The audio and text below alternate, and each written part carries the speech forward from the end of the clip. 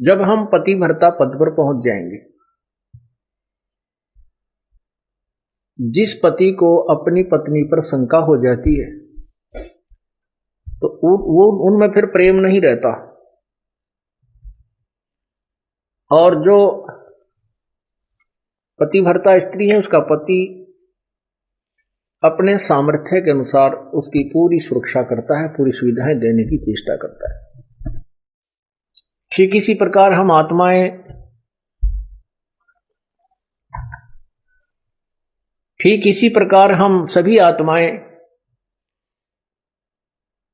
उस एक ही परमात्मा की हैं, वो हमारा पति है, सबका मालिक है। पति मीन मालिक, स्वामी, वो हमारा पति है। और हम जब तक उसमें पतिव्रता की तरह आस्था नहीं बनाएंगे तब तक वो हमारी मदद, हमारी सहायता नहीं पूरी नहीं करेगा। जब हम पतिव्रता की तरह उसके, एक पतिव्रता का अर्थ है कि जैसे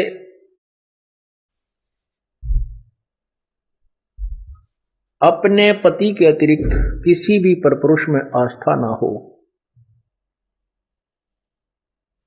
चाहे कोई कितना ही खूबसूरत हो, कितना ही धनी हो,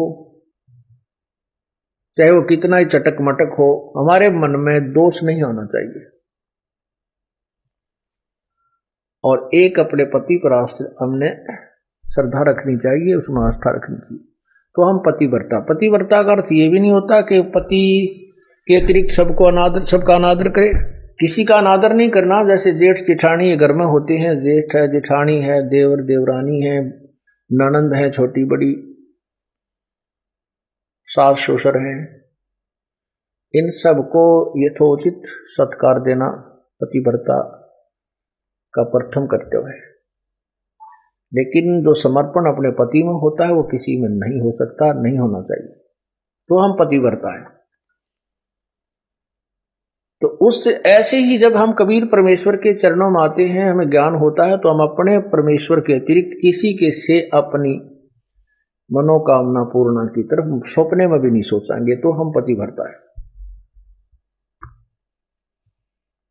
ठीक है, हमारे कोई जैसे ब्रह्मा विष्णु महेश, देवता ऋषिजन संतजन कोई भी है, आदरणीय है, लेकिन पूजनीय नहीं है। जैसे पतिव्रता को अपना पति पूज्य होता है, उसी से को समर्पण करती है, तो वो समर्पण वो किसी को नहीं कर सकती, लेकिन आदर सबका करती है, वो आदरणीय है। इस भाव से जब हम प्रभु के चरणों में लगेंगे तब परमात्मा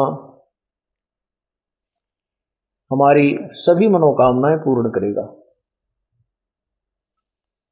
अन्यथा नहीं करेगा। जैसे परमात्मा क्या बताते हैं, ज्यों पतिव्रता पति से राती, आन पुरुष नहीं भावे, बसे पीहर में सुरत प्रीतम में, ऐसे ध्यान लगावे। उसके विषय में क्या बताते हैं कि जो जैसे जब पतिव्रता जमी पर और जो जो रख है धर है पाओ, और समर्थ झाड़ू देत है कदे ना काटा लग जावे। परमात्मा आपकी कैसे मदद करेगा कबीर भगवान? जब हम पतिव्रता हो जाएंगे इसके प्रति, किसी भी देवता से, किसी इष्ट से, किसी भी भूत प्रेत से या कोई झाड़ी लानियों से हमारी कोई लिंक नहीं रहेगा, बिल्कुल सोचा नहीं सपने में। और फिर इस समर्थ के सहारे हम लगेंगे तब ये हमें कितने सुख देगा।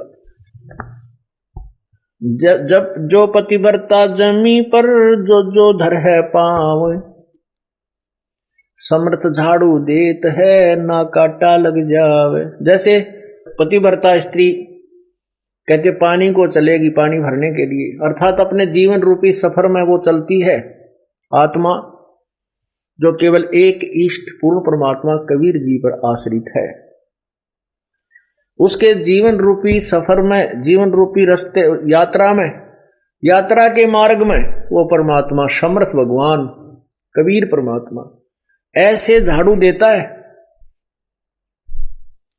झाड़ू बीन हमारे आने वाले जीवन में जो संकट हो, पाप कर्म रूपी कांटों को वो साफ करता रहता है कि कहीं मेरी आत्मा को पीड़ा ना लगे, कोई दुख ना हो जाए। अब आपको थोड़ा सा परमात्मा की महिमा सुनाते हैं, पतिव्रता कैसे होनी चाहिए, अर्थात हम प्रभु पर कैसे आश्रित हों। ग्रीवे सुकर्मी पतिव्रता सो आन उपावन मूल, एक पुरुष से परस है पतिव्रता समतूल। पतिव्रता का निष्कर्ष बताता हूं। आन उपावन मूल, बिल्कुल भी किसी और की पूजा नहीं करे, वो पतिव्रता आत्मा होती है। एक पुरुष, जैसे इसमें दोनों ही पहलुओं पर विवरण दिया है, जैसे स्त्री अपने ही पति एक ही पुरुष पर आश्रित रहे, ऐसे ही आत्मा एक पुरुष यानी एक परमात्मा पर आश्रित रहे, कबीर भगवान पर। पतिव्रत सुकर्मी सो जानिए, एक पुरुष से रात, निर्दाव निर्भयता ना दूजे से बात। अपने मनोरथ पूर्णा के लिए वो किसी अन्य पुरुष से बात, किसी अन्य भगवान की इच्छा नहीं करती, वो पतिव्रता होती है। ग्रीवी सवाल सुखन किसको कहे, पतिव्रता सो नार, हुक्म अदूल न मेट ही सो पतिव्रता पार। देखो कितनी गहराई से बता रहे हैं, केवल यही एक लक्षण नहीं है पतिव्रता का। क्या बताते हैं कि पतिव्रता तो हो गई, अच्छी बात है, लेकिन पति कहता है वहां नहीं जाना और वो वहां अवश्य जाती है। पति कहता है ये काम नहीं करना और उसको करती है, तो वो भी पूर्ण पतिव्रता नहीं है। इसमें यही समझाना चाहे, जैसे हम संत आपको आदेश देता है गुरुदेव के बेटा चोरी नहीं करना, बीड़ी नहीं पीना, मांस नहीं खाना, सिनेमा नहीं देखना, ब्याज नहीं लेना, और आप वैसे तो कबीर परमात्मा के अतिरिक्त किसी को नहीं मान रहे हो और ये मर्यादा पालन कर नहीं रहे, तो भी आप पार नहीं। क्या बताते हैं, सवाल सुखन किसको कहे, पतिव्रता सो नार, हुक्म अदूल न मेट ही सो पतिव्रता पार। आदेश की उल्लंघना नहीं करती है वो पतिव्रता ही पार होगी, वही आत्मा पार हो। गुरु वचन निश्चय कर मन, पूरे गुरु की सेवा ठान,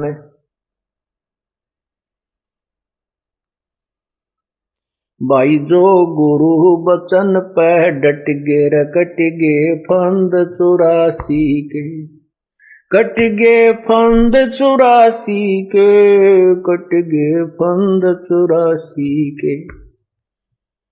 भाई जो गुरु बचन पर डट गे रकट गे फंद 84 के। वस्तु मिली ठोड़ की ठोड़, मिट गी मन पापी की दौड़। वस्तु मिली ठोर की ठोर, मिट गी मन पापी की दौड़। भरम मिटे मुथरा काशी के, भरम मिटे वो मुथरा काशी के। भाई जो गुरु वचन पर डट गे, कट गे फंद 84 के। अब जो गुरु की आज्ञा का पालन करते हैं, सत साधना करते हैं, फिर उनको वस्तु मिल जाती है जिसकी तरफ में वो घूम रहे थे। फिर वो मथुरा में भगवान रहता है, वहां परिक्रमा देने से भगवान मिलता है, वृंदावन जाने से मिलता है, काशी में भगवान है। कहते ये भ्रम हमारे फिर सब मिट गए।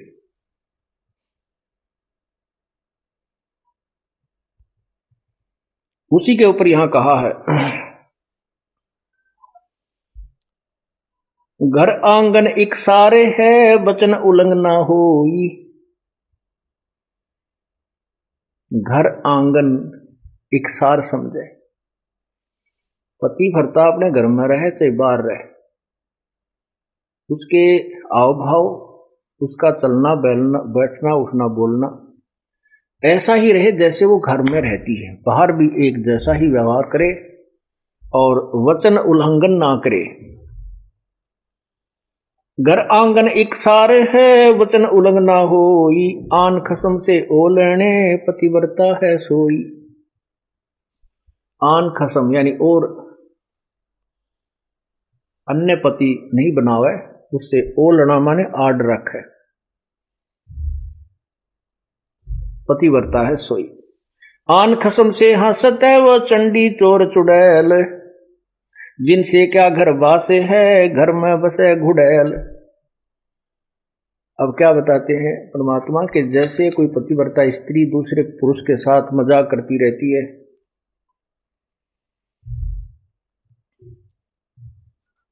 तो उससे दुर्भावना पूर्ण करती है, तो उसमें दोष है।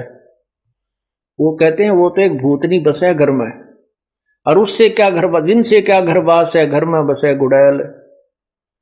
ऐसे ही ये पतिव्रता यहां आत्मा की तरफ ज्यादा संकेत है।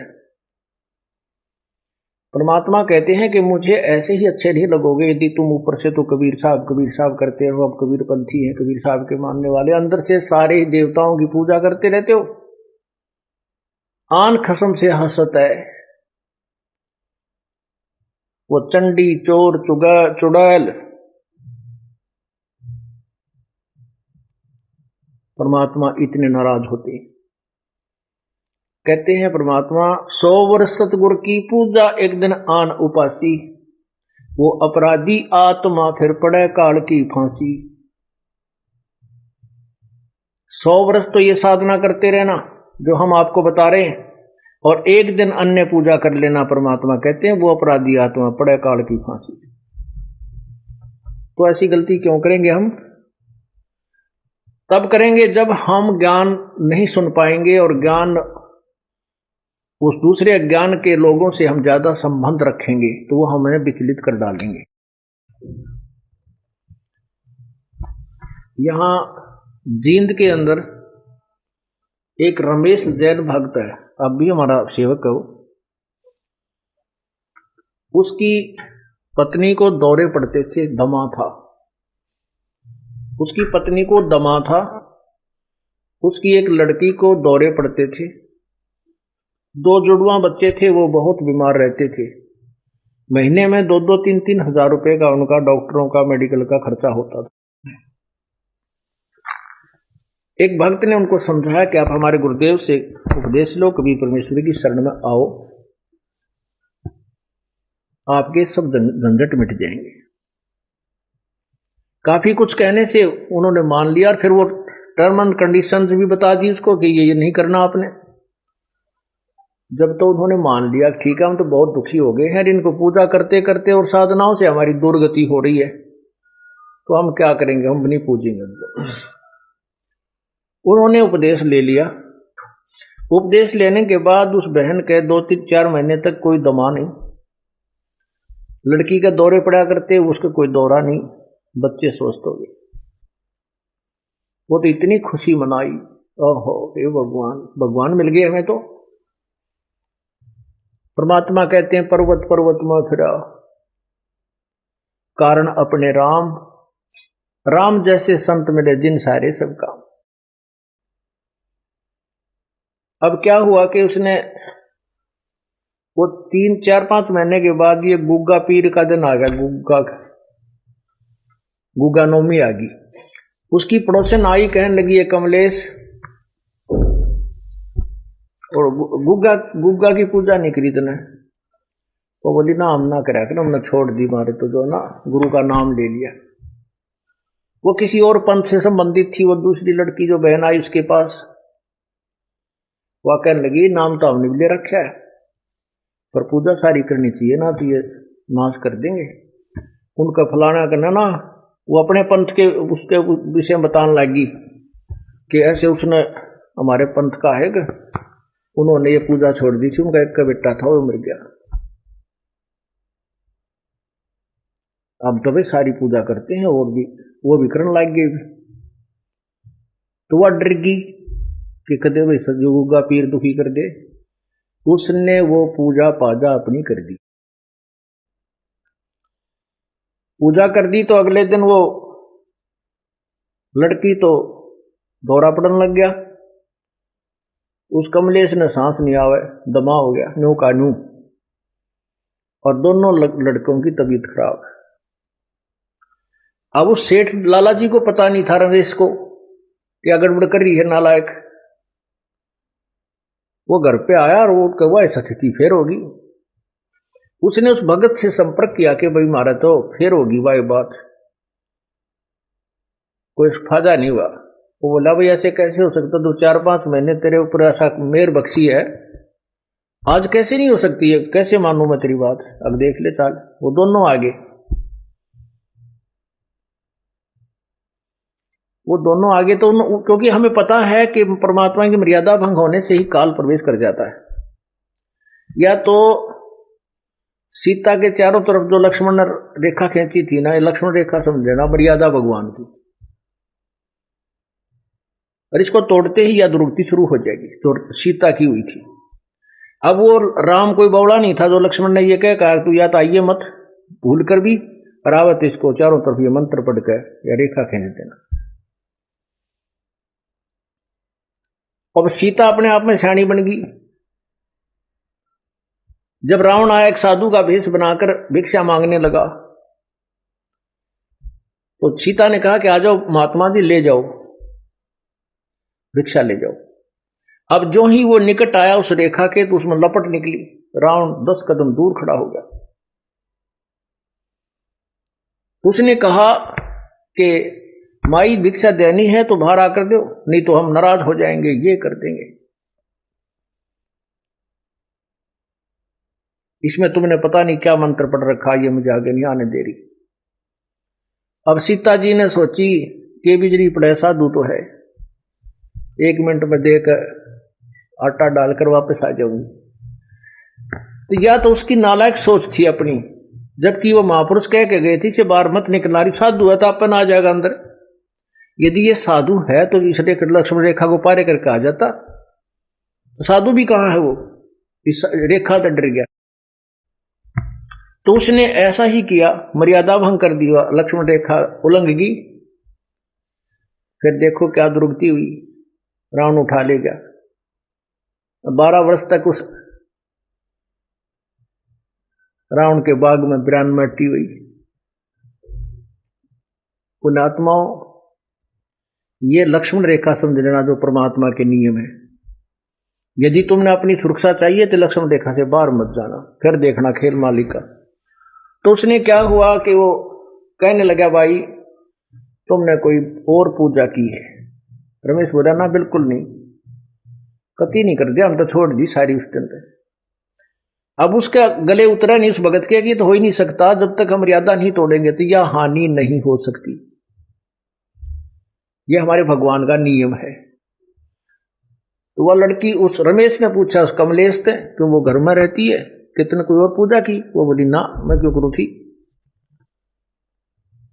वह नो डरती ना बतावा कर तरही थी कि क्यों गड़ेगा, सोमा होगा, गुस्सा होगा। तो भक्त यूं कह रहा था जी मैं वैसे ही घूमतू ऐसे ऐसे बाहर न निकल गया, परमात्मा ने भेज दिया।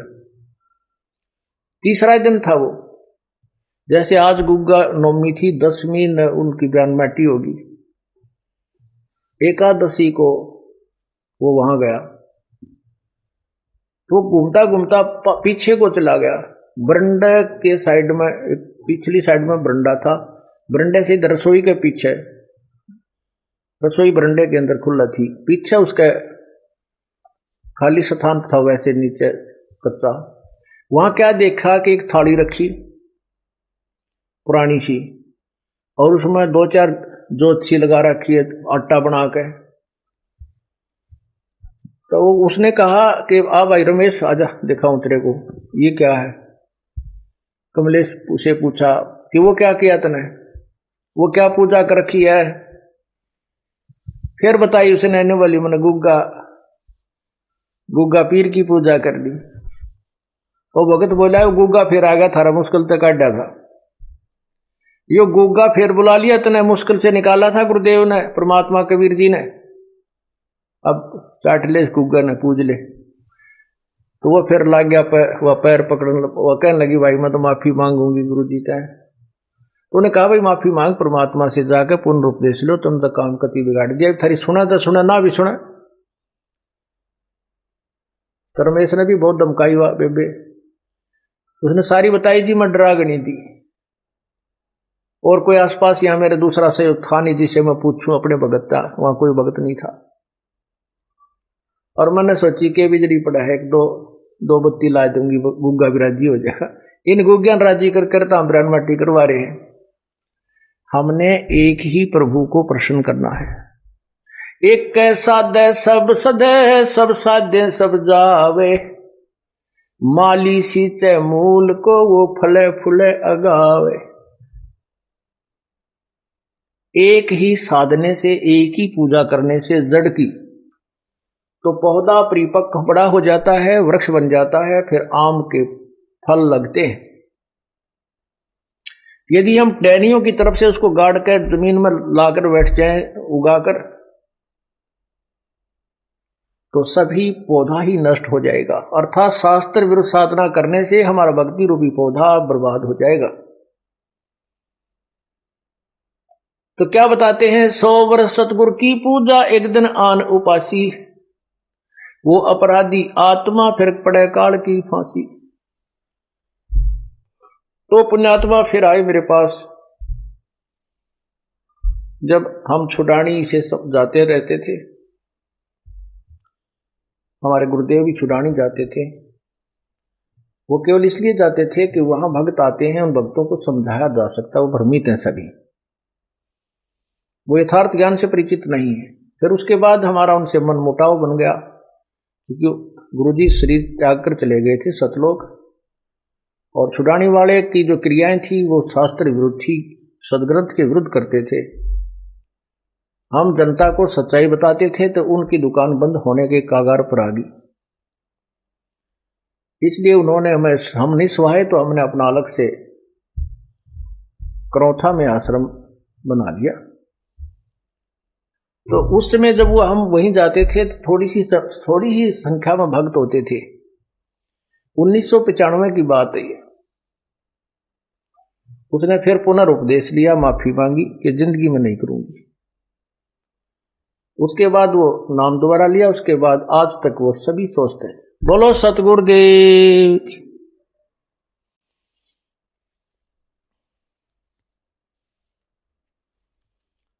तो ऐसे हमें पतिव्रता होना है अपने कबीर परमात्मा के प्रति। गीता जी अध्याय नंबर 13 के श्लोक नंबर 10,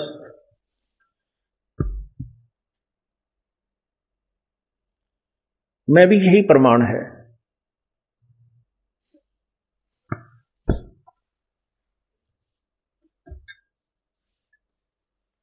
उसमें लिखा है कि अव्यभिचारिणी जो भक्ति करते हैं, गीता जी अध्याय नंबर 13 का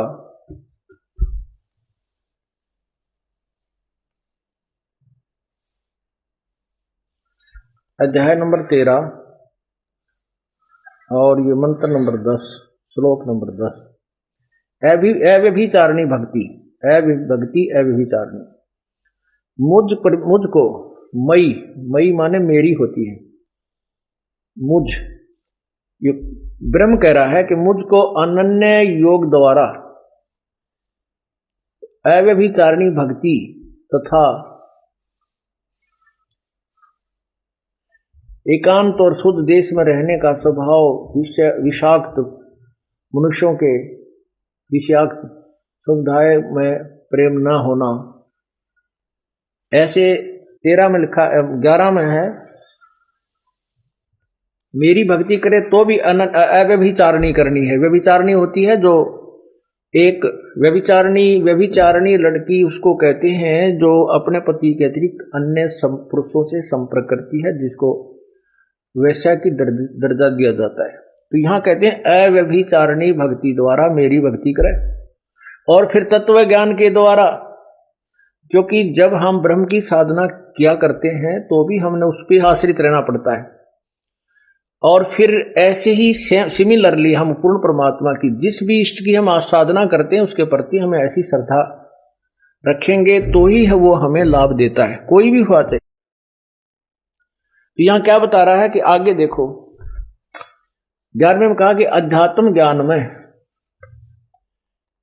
ज्ञान में नित्य सतित तत्व ज्ञानार्थ, तत्व ज्ञान के अर्थ रूप परमात्मा को ही देखना, यह सब ज्ञान है, और जो इससे विपरीत है वह अज्ञान है, ऐसा कहा है।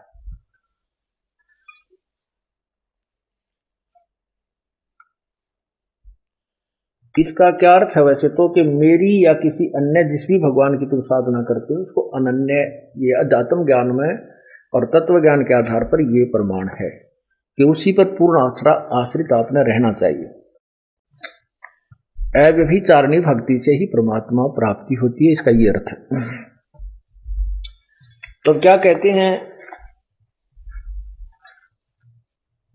आन खसम से हंसत है वो चंडी चोर चुड़ैल, जिनसे क्या घर बास है वो घर में बसे घुड़ैल।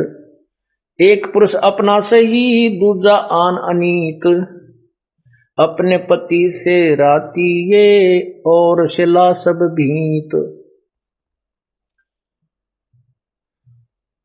सुकर्मी घर में रहे पतिव्रता सोनार, आन पुरुष से प्रीतड़ी ना रखिए घर बार। अब आपको भी संदेश दे रहे हैं परमात्मा कि जो स्त्री आपके अतिरिक्त किसी अन्य आस्था रखती है तो वो घर में रखने योग्य नहीं है। और यहां इसी प्रकार परमात्मा कहते हैं जो मेरे अतिरिक्त किसी अन्य देवता को पूजेगा तो मैं भी उसको अपने घर में अपनी शरण में नहीं रखूंगा। ये आपको दोनों तरीके बता रहे हैं। अब क्या बताते हैं, जो पतिव्रता हो जाती है, सत्साधना करते हैं, पतिव्रता सुनी नहीं, कहते हैं फिर वो सुनी नहीं है, उसका रखवाला परमात्मा भगवान है। पतिव्रता सुनी नहीं रखवाले हैं राम, कल्प वृक्ष करुणामयी वो चौकी आठों याम। पतिव्रता यानी सत एक भगवान के ऊपर आश्रित जो पुण्यात्मा है वो पतिव्रता की तरह लगी हुई है। कहते हैं फिर वह सुनी नहीं है, उसके रखवाले हैं राम, पल पल पर मदद करेंगे। आप देखते हैं एक्सीडेंट के अंदर कहते हैं जी कति और एक ही जीप के अंदर 4 भक्त बैठे थे, एक बच गया, 3 मर गए। भक्त नहीं थे वो अन्य, केवल एक ही भक्त था। एक जीप में एक हमारा भक्त था, 3 और थे, 3 मर गए, ड्राइवर मर गया, ड्राइवर समेत, और वो बच गया, 1-2 को और चोट आ गई। और जहां वो मरे उसी सीट पर वो था। तो यहां कहते हैं पतिव्रता सुनी नहीं रखवाले हैं राम, कबीर परमात्मा, हमारा राम कबीर है। कल्प वृक्ष करुणामयी ही चौकी आठों जाम। कल्प वृक्ष एक ऐसा पेड़ बताया स्वर्ग में, कहते हैं कि वो सर्व मनोकामना पूर्ण करता है। तो परमात्मा कबीर जी कहते हैं आपके साथ इस कल्प वृक्ष का भी काम करते हैं। अब वो कल्प वृक्ष किसकी मनोकामना पूरी करता है? वो तो स्वर्ग एक होटल है, और वो एक कल्प वृक्ष एक बैल है, घंटी है। अब जो उस कल्प वृक्ष के पास जाकर जो मांगता है उसी समय उसके सामने वही आहार आ जाता है, तो उसकी कमाई से ही जाता है। और यहां आपको परमात्मा अपने कोटे से भी देगा, कभी परमात्मा। पतिव्रता सुनी नहीं रखवाले हैं राम, कल्प वृक्ष करुणामयी चौकी आठों जाम। पतिव्रता पानी चली पन ही नहीं पाए, वस्त्र अंग विनंग है वो आप देत उड़ाए। पतिव्रता पानी चली यानी सत्ता, तो पतिव्रता यानी परमात्मा की जो वो प्यारी आत्मा अनन्य मन से भक्ति कर रही है अपने एक इष्ट की, वो अपने जीवन किसी भी कार्यवश जाती है और उसके पास कोई असुविधा है तो तुरंत पूरी कर देता है। ऐसे बहुत से भक्त बहन भाइयां बेटियां हमें मिलती हैं, भक्त कहते हैं जी हमारे यहाँ आश्रम में आने के लिए किराया नहीं था, और 3 दिन से यही जुगाड़ था कि 200 से 400 रुपये हो मिल जाए तो हम आश्रम में जाएं, कहीं से भी, क्योंकि गरीब आदमी के साथ और ज्यादा दिक्कत आ जाती है। कई बार ऐसी स्थिति परमात्मा पैदा भी कर देता है उसका विश्वास दृढ़ करने के लिए। फिर कहने लगी हमने तो भगवान पे छोड़ दिए, परमात्मा आप बुलाओगे तो जरूर आना चाहते हैं। आत्मा रो के कह रही थी। कहने लगी अगले दिन चलना था, उसी दिन सुबह चलने की तो कोई बात रही है को ना, किराए की व्यवस्था नहीं हुई। तो ऐसे में स्लैब, वो जो पेंडी सी थी होती है, स्लैब होती है घर में अलमारी की ताक से, उसमें कागज बिछा रखे थे पेपर अखबार के, वैसे उठाई नो, और उसको तकरीबन दूसरे तीसरे दिन में रोज साफ करा करती। जिस दिन से यातना शुरू हुई उस दिन भी साफ करे थे वैसे स्वाभाविक वो उठाकर मैं पोचे खाते में मारन लगी तो 500 रुपये 100 के 5 में मुड़े हुए ऐसे तय किए हुए एक बार मुड़े हुए अन्नो रखे। मत गदगद होगी। बच्चों को लिया, सास पर चल पड़ी। आश्रम में 3 दिन के बाद गई, जो मैंने अपने पति से पूछा कि आप फोन पे वो मिलिट्री में सर्विस करते कि क्या आप ये, मतलब उससे फिर मैंने पूछा कि ऐसे ऐसे बात से स्थिति हुई हमारे पास, यू मन जो है विचलित करने की चेष्टा करता है, मन में न्यू आवा कदे वो डर गया हो, मेरा ध्यान ना रहा हो, कदे कागजा में उलझ रहे हो, मैं रोज साफ कर देती थी, अखबारों में उलझ पुलझ हो रही हो। उससे पूछा कि ऐसे ऐसे बड़ी मारी गेला, आपके याद हो आपने कुछ पैसे रखे थे? मैं बोला मैं चोरनी को भी रखता है नहीं, सारी आपको देता हूं। शराब में पीता ना, बीड़ी में पीता ना, घर का सामान में लाता ना। 5-10 दिन की छुट्टी गया था मैं तो रिश्तेदारियों में, या फिर वो नाम नहीं ले रखा था उसने, बाकी उस पुण्यात्मा को मना नहीं करता था। वो कहने लगा सचमुच 500 रुपये पाए 100 के। सब जगह मैंने अपनी सारी दृष्टि दौड़ा दी, कोई पैसा मेरे पास नहीं था। तो पुण्यात्माओं ये क्या कहना चाहते हैं? पतिव्रता पानी चले पन ही नहीं पाए। पतिव्रता जो पानी न चाली गरीब, तो उसके पैरों में जूती भी नहीं है और वस्त्र भी अच्छे नहीं है। कहते हैं परमात्मा, कहने का भाव ये है कि अपने जीवन रूपी सफर में आप चल रहे हो, मालिक की शरण में आने के बाद और आपके साथ कोई व्यवस्था है तो वो आप पर पूरी कर दिया। पल में दे, कहते वस्त्र अंग विनंग है वो आप देत उढ़ाई, आप देत उढ़ाई। कैसे कोई आपको अव्यवस्था है, किसी चीज का अभाव है, तो वो परमात्मा आपकी तुरंत पूर्ण कर देगा। ऐसे और भी बहुत से वक्त बताते हैं, ऐसे ऐसे आदि चलन लग गया। जब 100 का नोट पाया, एक माई कह रही थी जी मैं, पति तो नाम नहीं ले रहा, बाधा भी करता था। समागम आ गया, करौथे आश्रम में जब हम सत्संग करते थे, तो मैंने अपने पति से कहा कि मैं सत्संग में जाऊंगी, मैंने 100 रुपये दे दे। ये 10 वर्ष पहले, 8-9 वर्ष पहले की बात है। वो कहने लगा मैं तेरे को 54 नहीं दूं, और तो तीसरे दिन झोला ठावा है और वहां चली जाती है। वो कहने लगी मैं कोई गलत जगह जाती हूँ, 60-65 साल की उम्र की बुढ़िया थी, और तेरे बेटे जान लग रहे वहां पर। बेटे तो अपनी कमाई करे, वो ले जाते हैं किराया, मैं किराया मान ले उनसे मांग भी लूं तो तुम नखरे करता है, क्योंकि बेटे अलग हो रहे हैं, उनसे थोड़ा द्वेष रखता है, उनसे कैसे ले लेगी, वहां जाओ भी नहीं। तो उसने कहा कि मुझे 100 रुपये दे दे। मैं बोला कति नहीं जान दूं, अब जाके दिखाइए आज तो नहीं, मैं पैसा किराया दूं नहीं, तू जागी कैसे? तो वो कहने लगा मेरे द्वारा पैसा को ना। आखिर में ये बहाना मिला उसने कि मेरे द्वारा 100 रुपये को नहीं। वो क्या कहती है उसकी पत्नी कि मैं तो बैठकर रोने लगी, जहां पूजा स्थल है रोने लगी है भगवान, देख कौन बनी। हम एक दूसरे के ऐसे बांध रखे हैं कि हम इनसे अब अपने भगवान के दरबार में भी नहीं जा सकते। आखिर में कहने की मैंने ये सोच लिया कि मैं अभी चाहती हूं कि पड़ोसन पर मांग मूंग कर मैं जाऊंगी। इतना दृढ़ निश्चय मैंने कर ही लिया था, लड़ाई होगी वो लेगी, मार पीट लेगा और 2 मुक्के खा लेगी भगवान के नाम पर। ध्रुव पिटा, प्रहलाद पिटे, मीराबाई पिटी, ऐसे ही निर्णय होता है। ऐसे ही परमात्मा निकटाता है। इतने में बूढ़ा साइकिल लेकर जा था,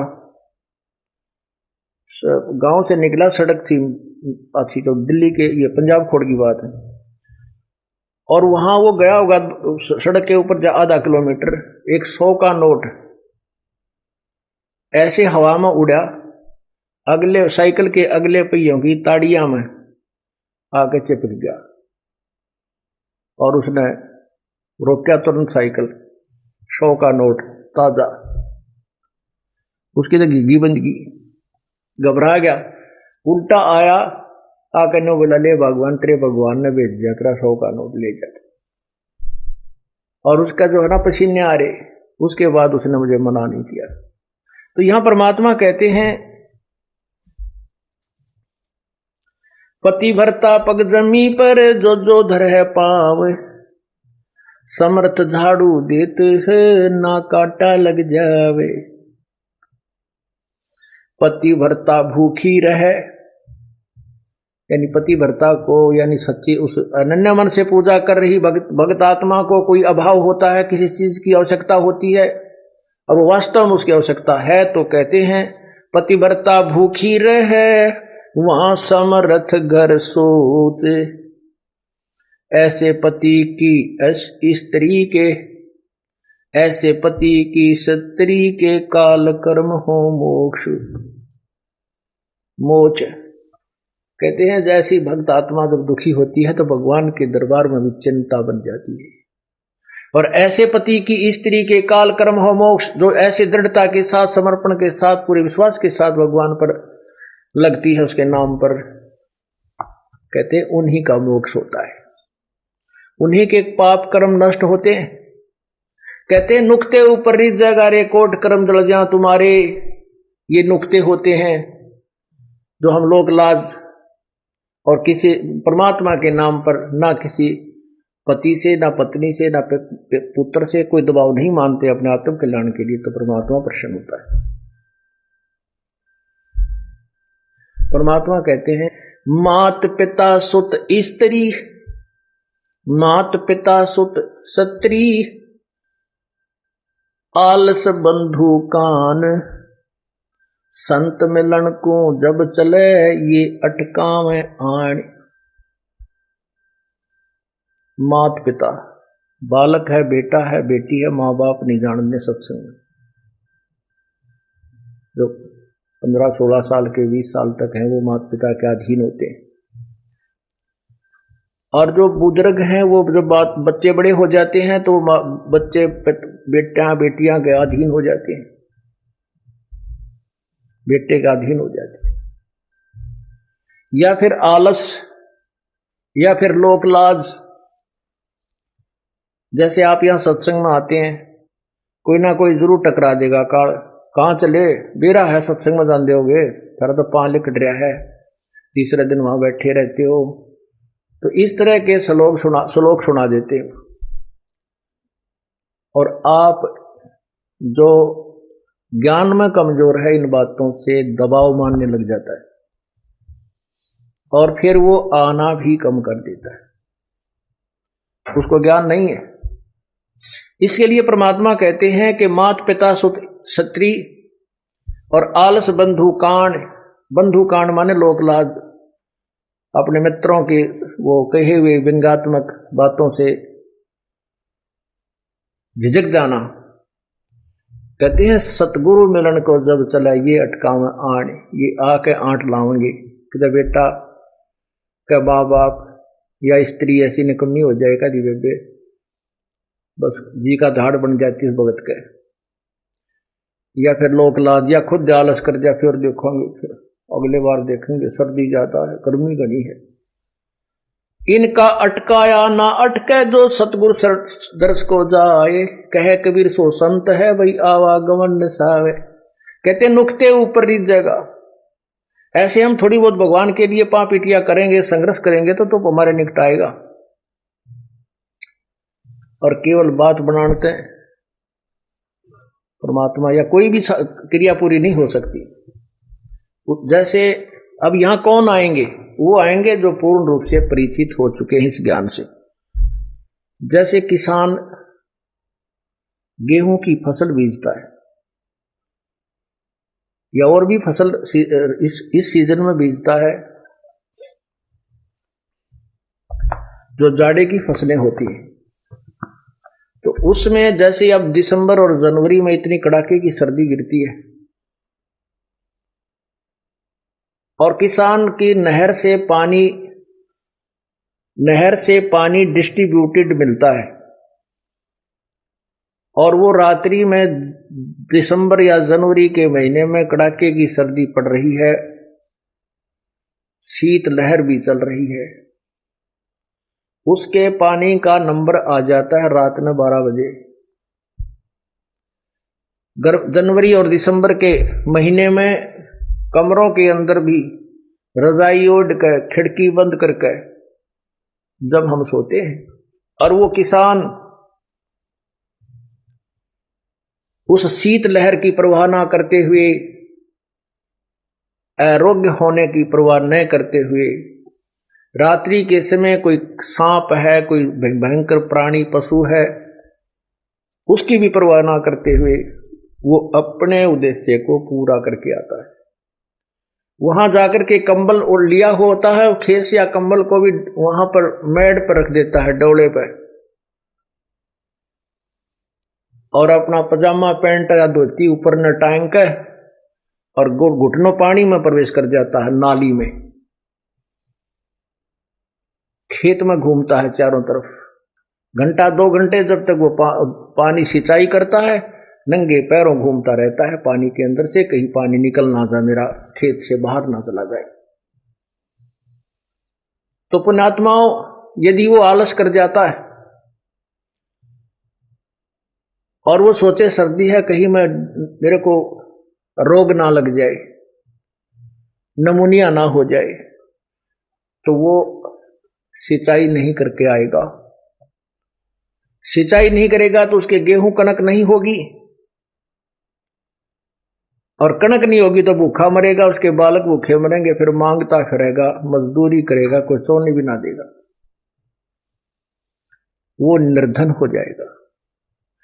वो क्योंकि वो अपने व्यवसाय का, अपने कर्म का वो पूर्ण रूप से परिचित है,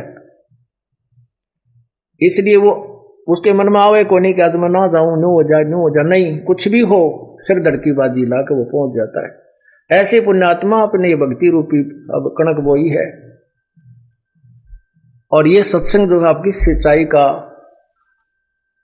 समय है, डे है। तो इसमें क्या बताते हैं कि माता पिता सुत स्त्री आलस बंधु कान और संत दरस को जब, सतगुरु दरस को जब चलाइए अटकावान, इनका अटकाया अटका नहीं, और सतगुरु दरस को जाए कहे कबीर सो संत है भाई आवागमन से, उसे ही खेती पूरी होगी, उसी की फसल अच्छी होगी।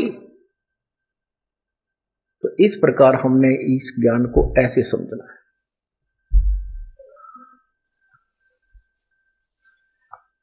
पतिव्रता बतियां करे आन पुरुष मुख जोड़े, साहेब भोतरे साथ है वो पल में बैठे तोड़े।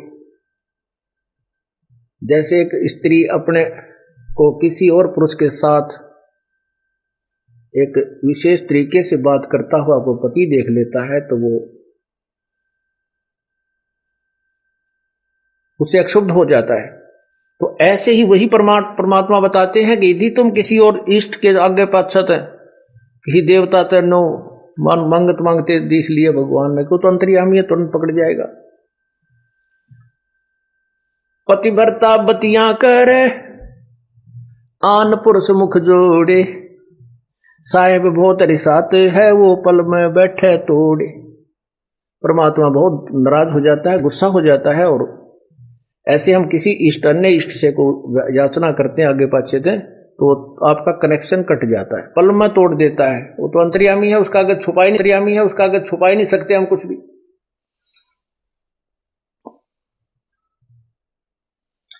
नैना आन न देख ही श्रवण सुने नहीं बैन, रसना से बोले नहीं सो पतिव्रता ऐन।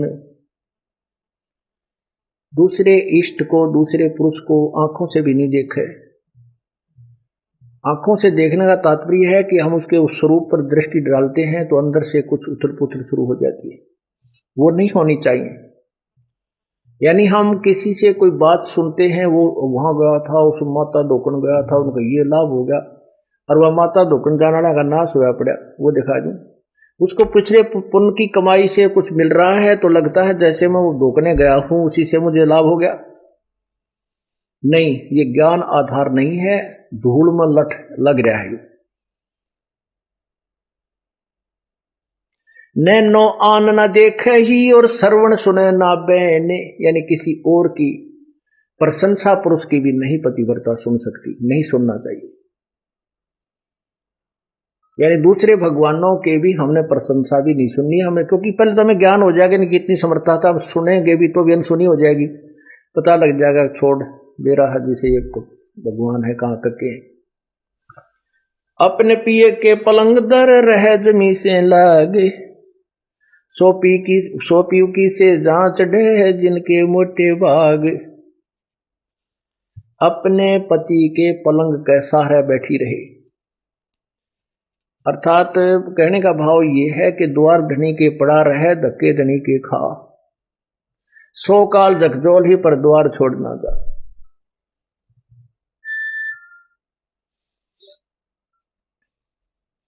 अब कैसे बताते हैं, जैसे परमात्मा रुष्ट हो गया,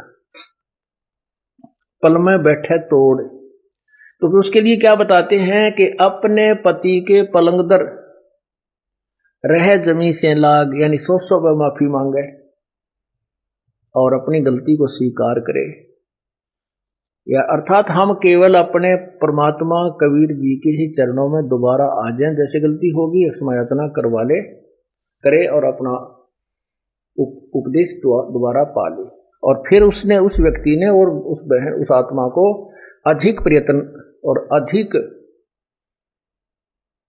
जो है विश्वास पैदा कराना पड़ेगा भगवान में, तब उसकी सुनाई शुरू होती है। तो यहां कहते हैं अपने पिए के पलंग दर रह जमी से लाग, और सोपति की से जांच है जिनके मोटे भाग, वही परमात्मा के सुख को प्राप्त कर सकेंगी वो आत्मा। पति भरता और सुहेलड़ी सेवन अधिक अपार, पति भरता भाव नहीं ये चूम चटक सिंगारे।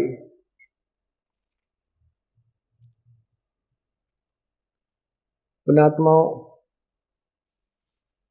इसमें दोनों ही हमें आदेश दे रहा है परमात्मा, दोनों ही निर्देश हैं अपने साधारण जीवन में और इस भक्ति जीवन में हमें कैसे जीना है। पतिव्रता और स्वेलड़ी सेवन अधिक अपार, वो अधिक से अधिक जो पुण्यात्मा है, पतिव्रता यानी एक इष्ट पर आश्रित पुण्यात्माएं हैं, वो अधिक से अधिक सेवन यानी पूजा करती हैं। और वो पतिव्रता भावनी चोम चटक श्रृंगार, पतिव्रता को किसी भी प्रकार के बाह्य आडंबर करने की आवश्यकता नहीं, अर्थात जैसे ये संत बन जाते हैं, कान पड़वा लिए, जटा रखा ली, माला 4 गाल ली, या कति मुंड मुंडा लिया, वस्त्र एक लंगोट बांध लिया, बाकी धूप राख मसल ली। कहते हैं इन श्रृंगारों की परमात्मा को कति आवश्यकता नहीं, वो अंदर से जानता है ये कितना भगत है और उसमें उतना ही प्रेम होता है प्रभु का। ऐसे ही हम अपनी बहन बेटियों से प्रार्थना करते रहते हैं कि हमने न तो ये मेहंदी वगैरह लगानी है, ना ये नाखूनों को लाल करना है, ना होठों को लाल करना है, ये नहीं चाहिए हमने। आप केवल अपने मांग में सिंदूर आदि लगा सकते हैं, जिससे ये एक प्रतीक है ये शादीशुदा है या मैरिड है अनमैरिड, बस इतना। वो भी लगाना चाहें तो लगा सकते हैं, अन्यथा कोई आवश्यकता नहीं। ये उनके लिए है जो नए नए आते हैं, उनको एकदम हर एक क्रिया से विपरीत होना पड़ता है, इसलिए वो थोड़े से घबरा जाते हैं। जब ज्ञान हो जाएगा फिर आपको यह शरीर मिट्टी नजर आओगा। इस मिट्टी के घड़े को कितना श्रृंगार है, कितना इसके ऊपर चित्र सुंदर लगा दे, देश में वस्तु जल नहीं है तो ये व्यर्थ है। और मीठा जीवनदाता जल यदि एक बूंदे से मटके में भी है, वही मटका हमें प्रिय है। ऐसे ही परमात्मा की भक्ति में हमने साधारण बन के रहना है। सदा अलौनी रहते हैं ये चंचल चुगल न चाल, चोरी धन नहीं खाते हैं मुसलाओ कोई लाल। सदा अलौनी सी रहती है। अलौनी माने जैसे वही हवाउड़ी सी, ना डांड का ढोंड का, ना कोई श्रृंगार सिंदूर करती। जनता अन्य लोगों की जो भक्ति से विरुद्ध है, विपरीत सदभक्ति नहीं कर रहे हैं, उनको तो हम बावड़े से लगाएंगे। अलूने से, अलूने कहा ना अच्छा लूना तो है, बेसुरा सा पड़ा है। तो परमात्मा कहते हैं अकल अलूने दीखते ये सर्व अकल के मूल, हरदम रटे हरि नाम को ये झूले अनहद झूल। दुनिया ने ताम बिना अकल के लगे अकल अलूने। अकल अलूने माने मूर्ख। तीसरे दिन सत्संग में जाते हैं, दान करते हैं, पाठ करवाते हैं, तो हम उनको तो कति मूर्ख लगे हैं कि ये काम छोड़ कर जहां है इनका नाश होगा, टोटा आ जाएगा इनके। अरे बोले आदमियों, कहते हैं परमात्मा कहते हैं चिड़ी चौंच भर लेगी नदी ने घट्टो नीर, दान दिए धन नहीं घटे कहते साहब कभी। अब दान कौन करेगा? अब हम अकल उन्होंने दिखते हैं, अकल उन्होंने दिखते ये सर्व अकल के मूल। हम तो बौड़े से लागा है जनसाधारण समाज ने, लेकिन ये संत जो इस तरह लग रहे हैं ये सर्व अकल के मूल, इनके अंदर सारे ज्ञान की जड़ इन्हें प्राप्त हो चुकी है। ये सतभक्ति पर लगे हैं, बुराई छोड़ दी है, तो ये तो सर्व ज्ञान के मूल इनके पास है। अब दान करने से हानि नहीं होती, ये उन्हीं को लगता है जो इस क्रिया से परिचित नहीं है। जैसे एक किसान खेत में गेहूं बोया था, गेहूं का बीज रहा था, तो वो क्या करते हैं, एक थैला होता है, उस थैले को काख में टांगते हैं ऐसे टेढ़ा, और उसमें से मुट्ठी भर के और बैलों के पीछे हल्के पीछे बैलों से हल जोड़ के पीछे एक पाइप सी लगाते हैं। वो पाइप कीप की तरह होती है, ऊपर से ऐसे खुला सा, वो नीचे से पतली सी, तो उसमें से गेहूं डालते हैं ऊपर, मुट्ठी भर भर के थोड़े थोड़े दाने छोड़ता रहता है और हल चलता रहता है। वो गेहूं बो रहा था, बीज रहा था, गेहूं बीज रहा था। एक दिल्ली के रहने वाला, उसकी नौकरी लगी रूरल क्षेत्र में, देहाती क्षेत्र में, और वो पहली बार उस गांव में गया अपनी सेवार्थ। तो उस दिल्ली के बाबूजी ने कभी ये नहीं देखा था,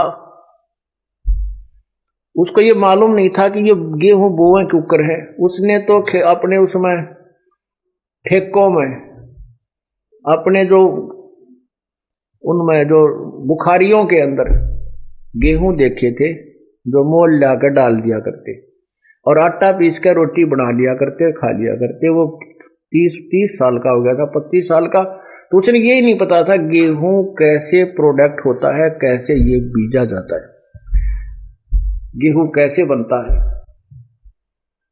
तो उस व्यक्ति ने जब देखा कि गेहूं को एक व्यक्ति उस पाइप का महाक है और उसमें डालता जा रहा है मिट्टी में, उसने 1-2 चक्कर किसान ने काटे, तब तक तो खड़ा रहा, देखता रहा। फिर उस किसान ने क्या किया कि वो गेहूं जो अलग रखे हुए थे एक बोरी में, उसमें से फिर थैला ठोका जो काख में टांग रखा था और फिर चल पड़ा। तब उसने कहा, उस आदमी को पक्का हो गया कि ये आदमी तो मूर्ख है। उस दिल्ली वाले ने किसान के विषय में उसके ने सोचा कि तो मूर्ख आदमी है, गेहूं ये तो खाने की वस्तु है और इसको यो मिट्टी में डाल रहा है, सब पागल है, इसको समझाता हूं। तो वो किसान को कहने लगा, बाबूजी कि अरे भोले भाई बात सुन। कहा भाई हाँ जी बाबूजी बोलो क्या बात है। तू ये क्या कर रहा है, तुझे पता है देश में पहले ही खाद्य सामग्री का बहुत अभाव है और आप इसको मिट्टी में मिला रहे हो गेहूं को, ये तो बहुत कीमती चीज है, इससे रोटी बनती है, आटा बनता है, तो क्यों इसको खराब कर रहा है, तेरी अकल खराब है क्या। उसने किसान ने सोचा ये बोतलू कितना आ गया, देख मुझे शिक्षा दे रहा है। वो कहने लगा बाबूजी मैं बर्बाद नहीं कर रहा, ये गेहूं जो मिट्टी में डालूंगा ये मुझे आबाद करेगा। काफी देर वार्तालाप होती रही। अब किसान उस मूर्ख के कहने तो थोड़ा ही उसे अपने प्रोसीजर को छोड़ देगा, फिर वो किसान कैसा, जैसे ऐसे 100 मिले उसने दिन में गए। तो उसको समझाया कि ये आज जो मैं गेहूं इस मिट्टी में डाल रहा हूं, 1 एकड़ जमीन में 40 किलो बीज डालूंगा और ये 50-60 मन हो जाएंगे, 60-65 मन होंगे। आज मैं सिर पे रख कर लाया हूं इस बीज को, आज मैं सिर पे रख कर लाया हूं ये 40 किलो वजन को, और फिर इसको ट्रैक्टर की ट्राली भर कर ले जाऊंगा, गाड़ियों से ढोऊंगा, इतना इतना हो जाएगा।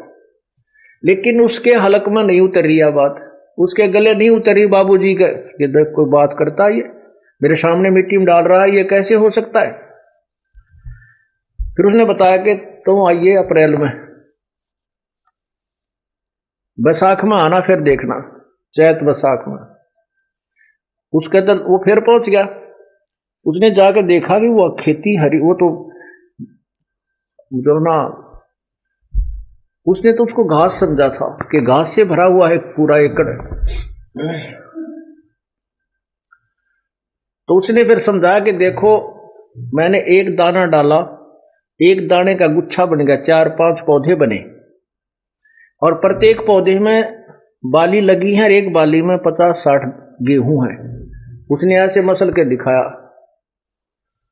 तब उस बाबूजी की संतुष्टि हुई। तो आत्माओं ऐसे ही आज आप जो ये किसान हो गए हो इस भक्ति रूपी मार्ग के, या खेती आप बो चुके हो और उनके कहने से आप नहीं मान सकते, वो हमें मूर्ख कहेंगे, हमें वो अनजान दिखाई देंगे। कहते हैं परमात्मा कहते हैं अकल अलूने दिखते ये सर्व अकल के मूल। वो किसान उसने अकल अलूना दिखा था, लेकिन वो पूर्ण सर्व अकल का मूल था, उसको पूर्ण ज्ञान था ये कि इसके बिना गुजारा नहीं हो सकता। आज जो आप किस किराया भी देते हो यहां से वहां तक आने और जाने का, ये आप जनसाधारण को बर्बाद होता दिखा है, लेकिन आपको ये आबाद करेगा वो किसान वाला गेहूं ही समझो जो मिट्टी में डाला जा रहा है। और यहां आकर के आप दान पुण्य करते हो, ये भी आपका बीज है और यही आपको आबाद करेगा। धर्म तो धसके नहीं धसके तीनों लोक, और खैरायत में खैर है कीजे आत्मभोग। धर्म बिना धापे नहीं ये प्राणी प्रपंच, आस बिरानी क्यों रत्न दिया हो तो संच। एक तो इंसान है गाड़ियों में चलता है, मोटर कार ले रखी है, एक इंसान है हेलीकॉप्टर लिए फिर रहा है, एक इंसान है जनसाधारण है, वो अपने बढ़िया मकान बनाकर रोटी गुजारा कर रहा है, ठीक है। एक इंसान है कि कागज चुगता फिर रहा है, फटे पुराने कपड़े हैं। एक इंसान से दियो भाई दिए बाबा दिए बाबा। अब बाबा कितना देगा, 10 पैसे दिखाओ बाबा। परमात्मा कहते हैं कि देते को हर देते है जहां तहां से आन, और नहीं दिया वो मांगते फिरियो, फिर परमात्मा सुने नहीं कान।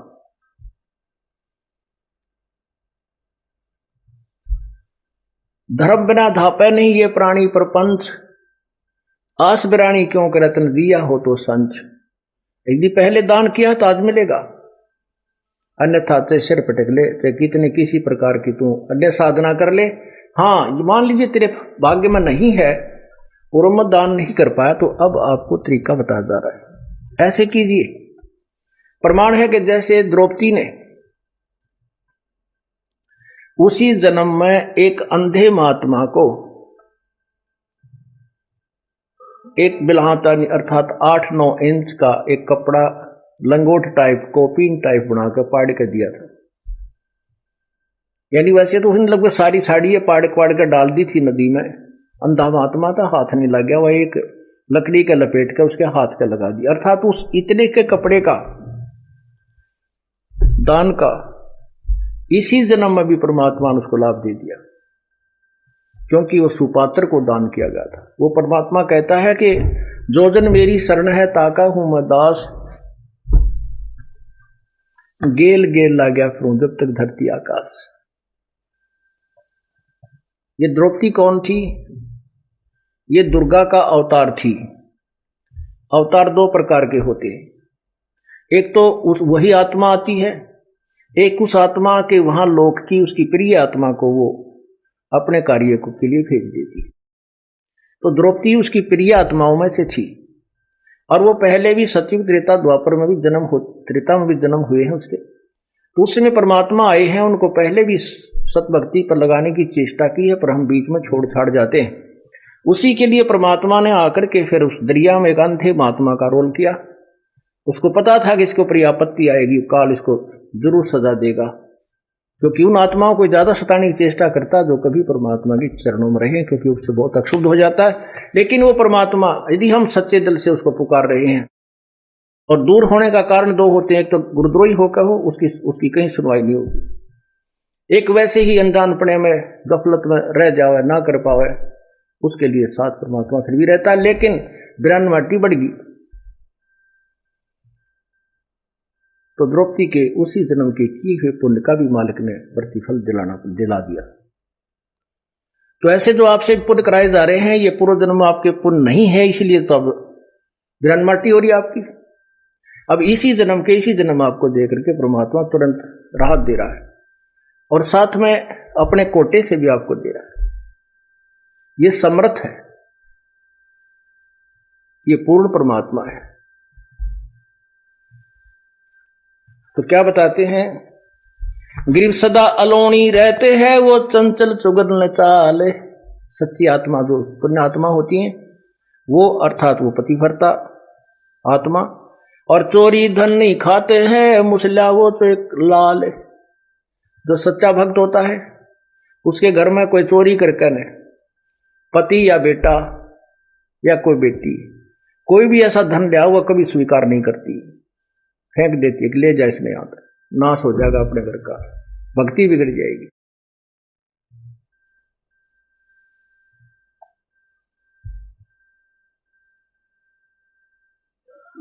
हक हलालम खाते हैं सो साहेब दर जाही, लाल मुझसे घर में धरे सो पति भरता नहीं। चोरी के धन अपने घर पर रख ले वो भगत नहीं है, पुरुष है चाहे स्त्री।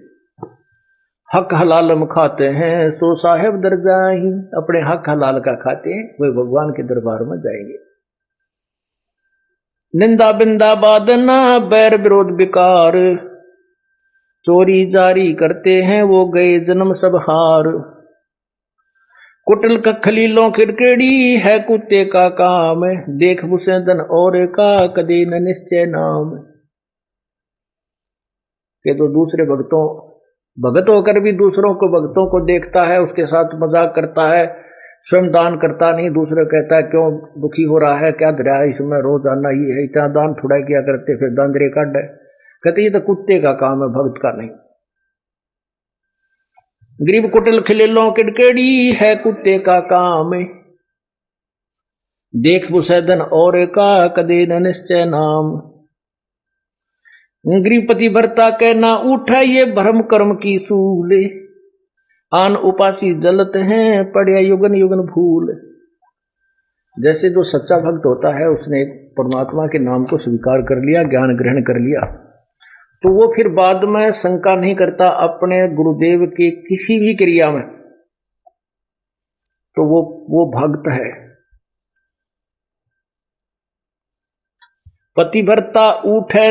पतिभरता के ना उठे ये भरम कर्म की सूल यानी उसके अंदर ये कांटा सा नहीं चुभता कि ऐसा नहीं करना चाहिए था, गुरुजी ने ऐसा कैसे कह दिया, ऐसा नहीं हो सकता, ये नहीं करना चाहिए था, ऐसा हो गया, फलान हो गया। कहते वो पतिव्रता यानी वो भक्त नहीं है। पतिव्रता के उठे नहीं, इस कर्म भ्रम की भूल, जो कर्म किया जा रहा है सतगुरु जो कह रहे हैं उसमें भ्रम पैदा करता है, उसमें अविश्वास करता है, वो दुष्ट आत्मा है। चाहे कितनी दान करे, कितनी भक्ति करे, नथिंग है उसके पास। जैसे काल उदाहरण दिया था आपको, भगवान की किसी भी क्रिया में हमें विश्वास नहीं होना चाहिए, तभी हम सफल हो सकते हैं।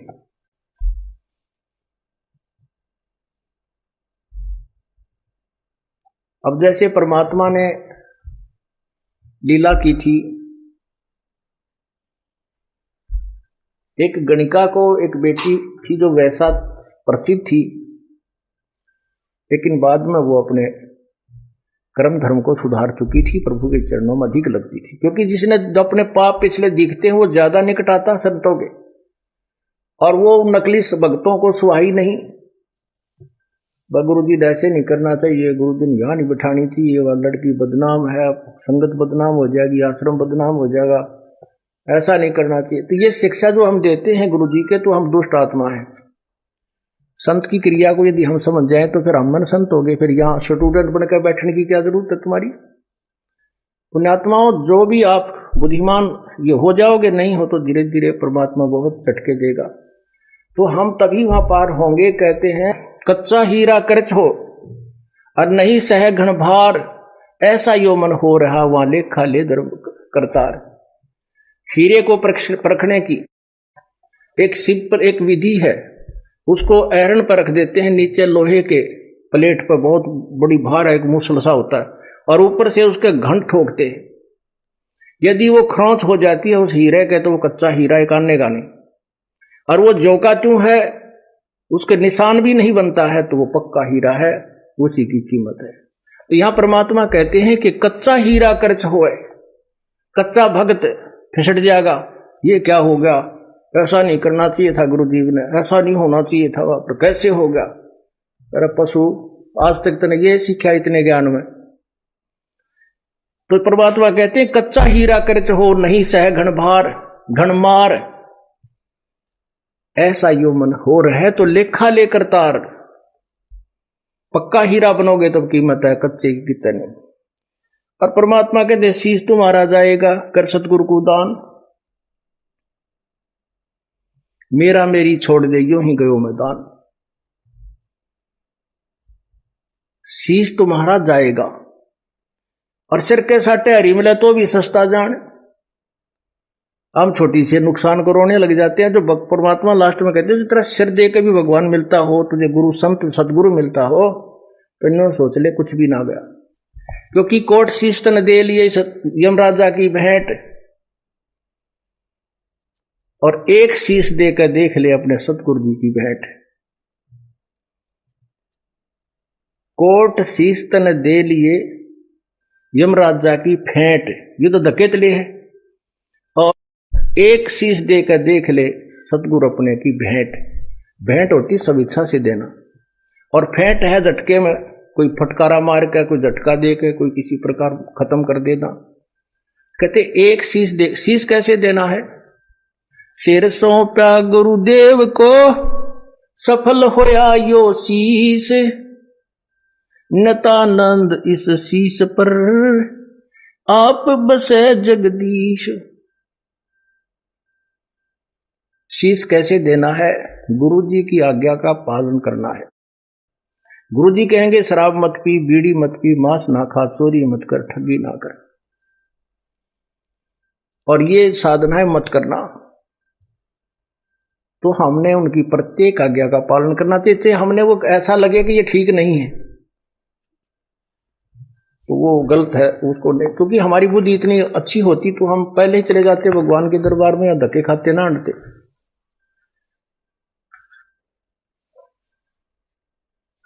तो इस प्रकार हमने साधना को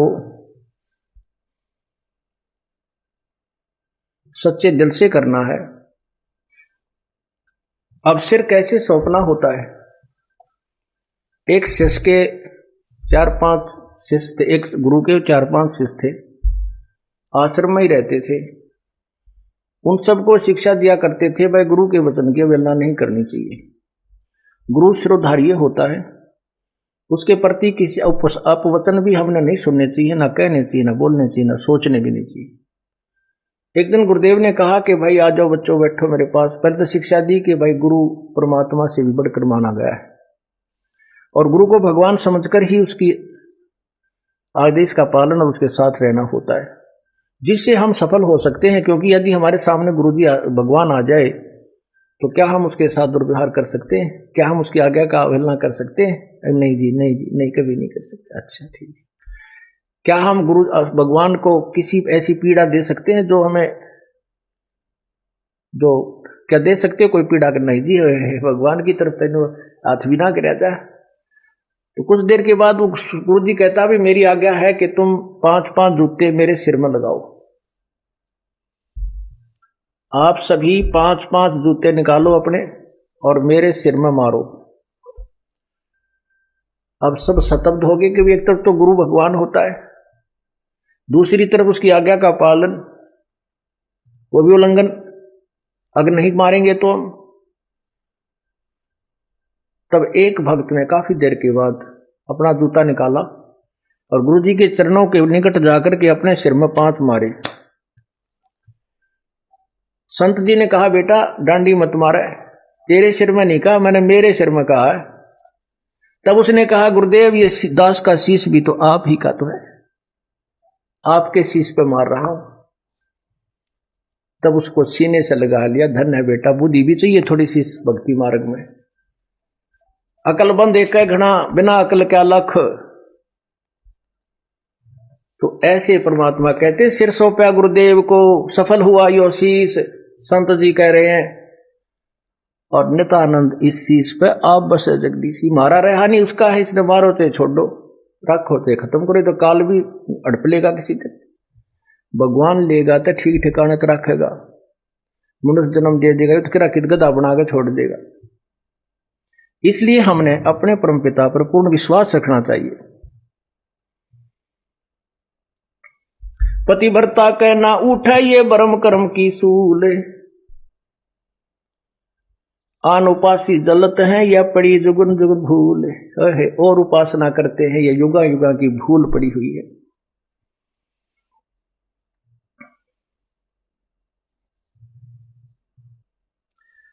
पतिव्रता बरपाइया पार ब्रह्म शासकंत, सब जग आन उपास है पतिव्रता है संत। सब जग आन उपासना करते हैं, केवल संत ही पतिव्रता रह सकते होते हैं, यानी वो ही पूर्ण ब्रह्म को साधना करते हैं, अन्य की नहीं करते। तो आप सभी संत हो गए, भक्त हो गए हो, साधु हो गए हो, साधक हो, आप परमात्मा की भक्ति करते हो। गरीब संत सही पतिव्रता है अडिग अधिक विश्वास, तन मन धन सब अर्पा ही जिनकी हो क्यों हास। उतनी हंसी उनका मजाक नहीं बनेगा, परमात्मा उनको बहुत सहारा देगा।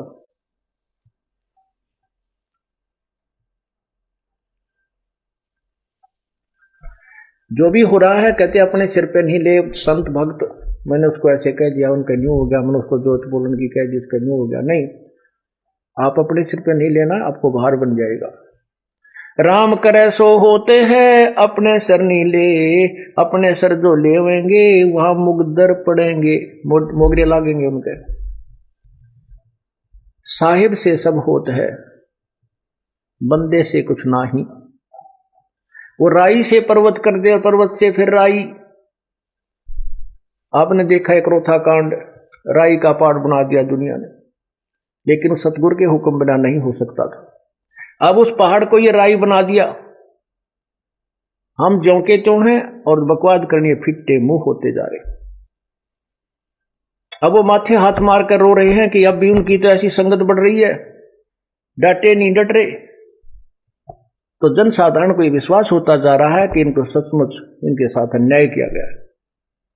नहीं तो ऐसी बुराई सुनकर तो यहां झांके भी कोई नहीं, घर के भी दूर भाग जाए, घर वाले भी, रिश्तेदार भी भाग जाए, और ये मेरे बच्चे उमंग उमंग कर आ रहे हैं क्योंकि ये सत्य से परिचित हैं। इनको वो सुख दिया जो धरती पर कोई दे नहीं सकता।